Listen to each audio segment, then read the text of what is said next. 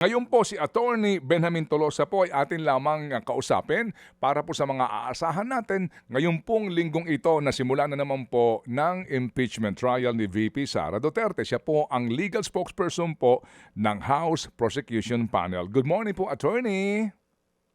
Good morning ho, Manong Ted. Good morning, DJ Chacha, sa lahat na dinunan niyo mga tiga-subaybay. Salamat sa panahon. Go, Cha. First question agad. Yes po. Attorney, ito nga po, ihaharap nyo po ngayong linggo, kasama sa ihaharap nyo, si NBI Regional Director Attorney Jeremy Loto. Ang sinasabi po ng isa sa mga House prosecutors natin, si Congresswoman Leila De Lima, ito yung lalo pang magpapatibay dun sa nauna ng pahayag nitong si Kalilong. Tama po ba this week, second week ng impeachment trial, inaasahan natin na mas mabigat yung mga ebidensya na ilalabas po ng prosecution team? Tama no, last week, establish ho ng first witness natin yung authenticity ng video, no? Kung saan ho ginawa yung pananakot, no, sa buhay ng presidente. Maalala natin, bukod ho sa mismong naging testimony ng witness, si NBI Agent Kalilong, no, na sinabi pa na the threat is absolute, mismong yung ebidensya ho, inamin din na basically yung authenticity ho nung video, no? So nung una, they were trying to attack it dun sa mga questions nila by asking questions about its authenticity, the competence of the witness, pero kalaunan ginamit din ho nila yung video na yan, no? At if I can point out, nung tinanong ko sila ni Senator Risa, sinasabi ba ng defense ng threats ay prompted ng detention ni Zuleika Lopez? Ang sagot ho nila, yes, Your Honor. In other words, wala na hong question ngayon about dun sa fact na ginawa ho yung threats, yung pananakot. Ano? So itong mga susunod na witnesses naman na ho natin, papakita naman ho dito, ano ho yung mga hakbang na ginawa ng law enforcement agencies, no? Tulad ho ng NBI, na para imbestigahan itong pananakot ho na ito. Nasa mandato po ba nitong bagong, nito pong si Lotok, yung pagsagot kung meron talagang nakita na hitman ng NBI? Siya po bang sasagot nito? Well, ito hong mga susunod na mga witnesses na pe-present natin, sila ho ang tatalakay sa usapin na yan, no? Um, I'm sorry, I didn't catch that. Were we asking about the next witness, Lotok ho, NBI Director Lotok? Oh, yes po, yes po. Yes, sorry about that. Yeah, so kasama ho yan, no? Kung ano ho yung mga investigation na conducted by the NBI, ano yung mga cases that were filed as a result of that investigation, no? Oo. At meron kasama din ho sa mga susunod na ipipresenta natin ng mga testigo si NBI Director Matibag, no, na magpapaliwanag din ho tungkol sa mga bagay yan. Okay, aside from Lotok, alam din po nating haharap this week si OVP Chief of Staff Zuleika Lopez. We also have Belio. Aside from this, 3 persons po na haharap ngayong linggo, may surprise witnesses pa po ba ang prosecution team?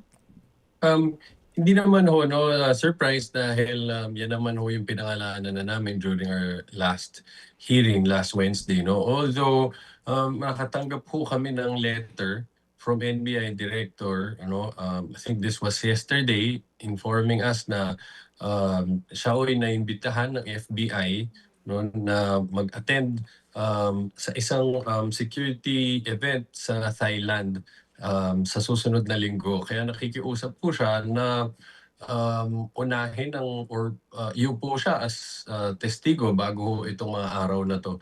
So we're fixing the schedule. Tinitingnan ho natin kung paano ma-accommodate yung request ho niya.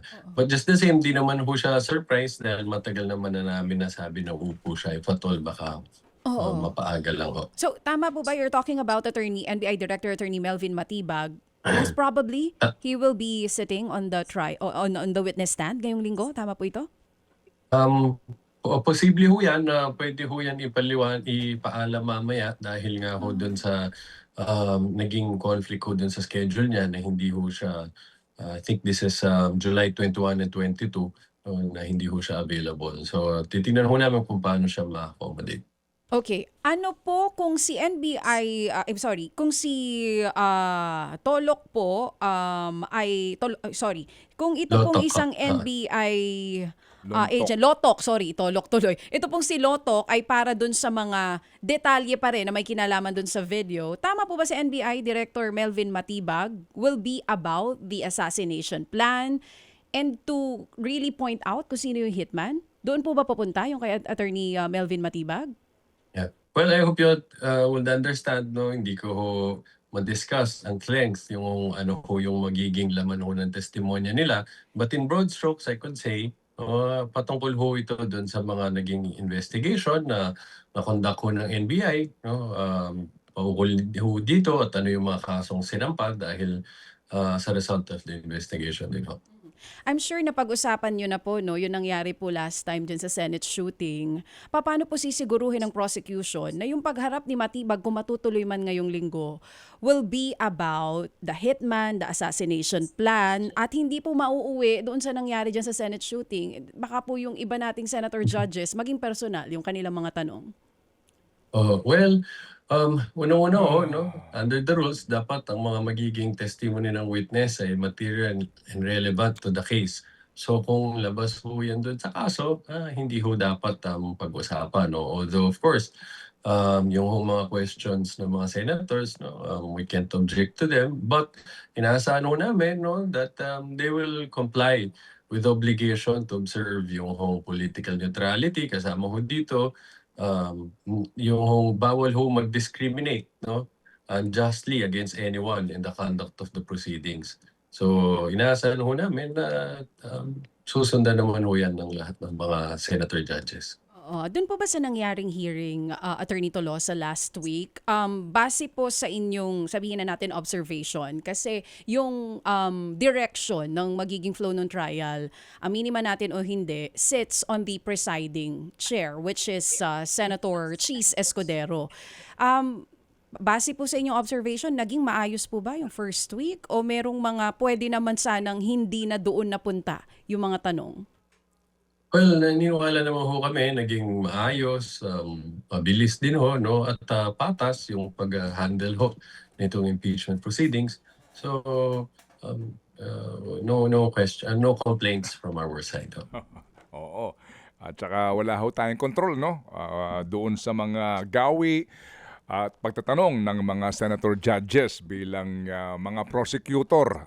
At kayo po Tama mismo, po yun, Manong Ted. attorney, naunawaan po natin. Attorney, para lang hong klaro, today, sino po ang inyong ihaharap ulit at ilan po sila na haharap po ngayon pong araw ng trial? Si NBI Director and Regional Director Lotto ko ang unahin nating pipresenta ko today, no? And we foresee na medyo mahaba-haba din ho yung testimony nitong witness na to, no? So salang siya sa direct examination and then cross-examination. So most probably baka wala na hong matitira ho na oras pagkatapos ho ng testimony niya. Pero ang sabi po ngayon ng mga senador, baka daw pwede yung mga testigo ninyo ay maging available na in the Senate para ho pag maagang natapos itong isa, yung pong susunod nando na kaagad. Kayo ho ba ay gagawin na ho ba ninyo yan today? Pwede ho, no? Although ang second ho kasi ay kay Attorney Zulaika, no? Dun sa order of presentation na nasabi last week. Tapos third ho yung Bello, no? And then dapat next week pa supposedly si Director Matibag. But so baka titingnan ho namin siguro kung papayag din ho kapag nagkaroon pa ng extra na oras, no? Baka kung isusunod namin kaagad si Attorney Bello, not Attorney, Captain Bello, no? Para ma-maximize ho yung oras natin. Okay. Ano ho ba ang gusto ho talagang puntuhin ngayon, no? Ng prosecution. Tapos na po, wala nang debate doon sa video authentication. Ano po ba ang gusto po ninyong patunayan today and until tomorrow dito po sa inilalaan yung 11 days supposed to be po para po sa Article 4? Gusto ko natin lalo pang pagtibayin ho dito. Yung punto ho na seryoso ho talaga ang pagbabanta sa buhay ng presidente na ginawa ng respondent, no? Para makita ho ito is ipresenta ho natin itong mga law enforcement officers ho na to will show na talagang seneryoso ng gobyerno itong pagbabanta, anong kanilang mga ginawang mga hakbang, no? para imbestigahan ang pangyayaring ito, anong naging resulta ng investigasyon, no? At ano ho yung mga ginawa nilang mga legal actions as a result of that investigation, no? Mahalaga ho ito dahil mapapakita ho nito na ang point ho dito sa impeachment, no, at the end of the day is to see yung fitness of a public official to remain in office. So, yan ho ang sasagot sa katanungan ho na yun, no, na Okay. tama Opo. ba yung ganong klaseng asal. Talaga ho bang ganong kahaba ito si Ginoong Loto?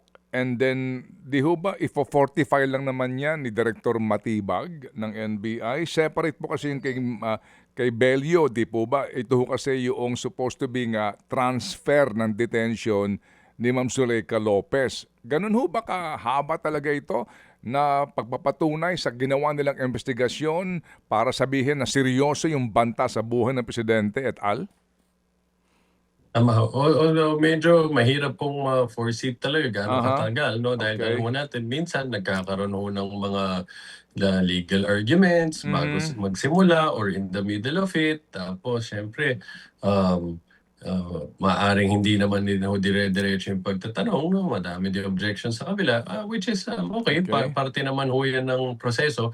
So, but what we could say is as much as possible, tatry naman ho naming mas mapabilis pa ho itong daloy ho ng proseso dahil pare-pareho naman ho natin gusto kasama ng mga kababayan ho natin na Mhm. matapos ho ito in not just proper but also an expedient manner, no?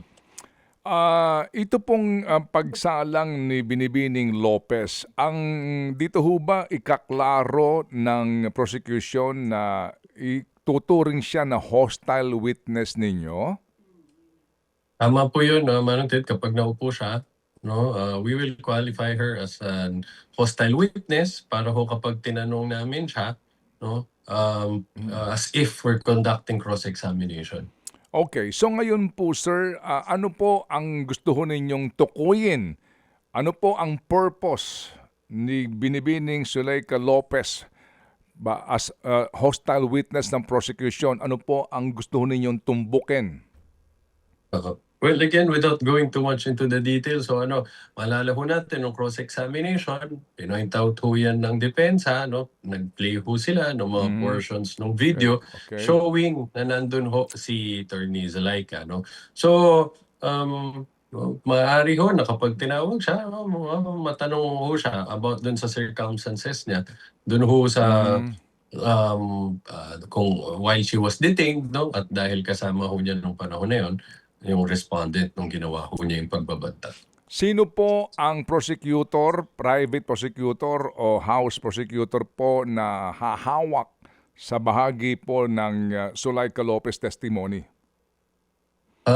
Abangan na muna ho natin, Manong Ted, no? Pasensya na ho kayo dahil these Mhm. are matters of strategy at ang hong bilin sa atin Okay. dyan ay huwag mo na hong i-disclose. Alright. Sir, kailan po yung pong psychiatrist isasalang? Kailan po? Meron na ho ba kayong ibinigay pong pangalan dito? Kailan po kaya? Well, isa ho yun sa mga reserved witnesses natin, no? At possible ho yan, no? Kasi nga, after every testimony, no, meron ho lagi kaming assessment na ginagawa. Ano pa yung mga bagay na kailangan pa namin makover, no? At ano yung mga bagay na importante na talakay na ng mga naupo naming mga witnesses. So, ongoing ho yung assessment na yan to see sino pa yung mga kailangang ipresenta na testigo. As we've mentioned before, no, madami yung kami linista dun sa aming pre-trial brief, mga Mhm. witnesses. But gusto naman ho natin tong as much as possible, paiksiin, pabilisin, no? So, tuloy-tuloy yung assessment, no? Na kapag sapat na yung napresenta namin, pwede na ho kaming tumigil at hindi na ipresenta lahat. So, at pati ho yung mga susunod na testigo, magdedepende din ho yan dun sa anong pa ho ba yung mga importanteng bagay na tingin namin at that time, hindi pa ho namin nakuha. Okay. Sir, talaga ho bang hindi nyo kayang tapusin ngayon pong linggong ito ang Article 4 sa panig po ng prosecution? Nang sa ganun, Um, opo, go ahead sir, oo, go ahead. sorry. Again, Posible din ho yan. Posible ho yan. No? Isa sa Oo. mga possibilities. As I've said, after ho namin makapag-upo ng witness, so magiging depende ho kung sa aming hong palagay, na-cover na ho ng lahat ng witnesses namin na naupo, yung mga importanteng bagay ho. So hindi din ho namin sinasarado yung possibility na yan. Okay, opo. Sino po ang tatayo sa prosecution doon po sa oral argument para po sa mga subpoena duces tecum and ad testificandum sa bank records po at BIR records ni VP Sara?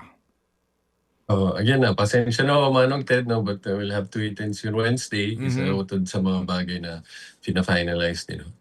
Okay, sige po. So, sir, sa ngayon po, ang panawagan nga ng lahat ay kumbaga bumilis-bilis po ito. At hindi na nga po papahirapan pa ang taong bayan sa pag-unawa po sa mga nangyayaring diskusyon. Meron ho ba kayong pamamaraan ngayon para po gawing Filipino na sana ang medium na gagamitin pong lengguwahe sa paglilitis na ito para mas maintindihan po ng taong bayan? Tama. As much as possible, pipilitin namin na gumamit ho ng Filipino, no, dito sa paglilitis. Kaya makikita ko ng mga kababayan natin dun sa unang testigo, no, marami hong mga tanong na ginawa si Atty. Likutan na nasa Filipino ho. Pati ho yung ibang mga legal arguments o tugon dun sa mga katanungan ng mga ibang senator judges, no, ginawa din ho ito sa Filipino. So pipilitin ho namin na as much as possible, no, panataliin yan, no, na sumagot ho sa Filipino. Okay, sige po. So kami po ay tatawag sa inyo mayat maya. Bahagi po lamang po ng aming pagkuha sa panig po ng prosekusyon o maging defense sa pagpapaliwanag po sa totoong mga nangyayari. Hango po sa inyo pong sa inyo pong kaalaman nang sa ganun po masawata natin tong mga fake news po na kumakalat. Salamat po na marami, Attorney. Yes po, Manong Ted. Maraming salamat din ho sa pagkakataon at magandang umaga ulit sa inyo. Thank you. Ang legal spokesperson po ng prosecution, Attorney Benjamin Tolosa. So mamaya po ito, alas 2 na naman po ng hapon ang simula ng impeachment trial.